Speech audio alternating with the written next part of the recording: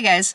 So one of my favorite sayings that doesn't actually mean anything is don't take this life too seriously because you'll never get out of it alive. And while you should take this life seriously, the second part is true. You're not going to get out of it alive. We all have to die sooner or later. We all tend to hope that it's going to happen later, but honestly we never know, which is why it's important that we do our best to follow Christ today. But once we die, we can go of one to two places, and I'm not talking about heaven or hell, not yet. We call it spirit paradise or spirit prison.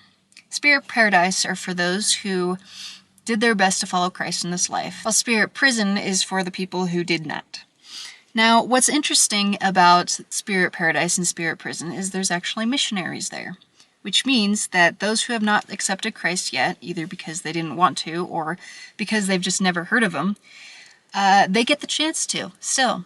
And I love this part of God's plan because it makes so much sense. I mean, Heavenly Father is a loving Father, so He wouldn't just damn people to hell because they didn't know that Christ even existed because they grew up in the wrong country, or whatever the case may be.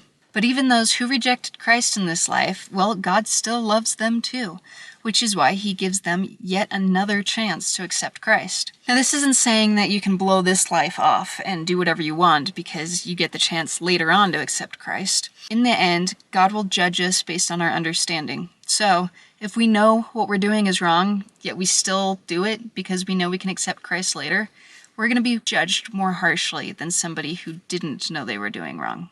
But we'll talk more about that in the future. For now, just know that anybody whose loved ones have died without accepting Christ, know they still have a chance.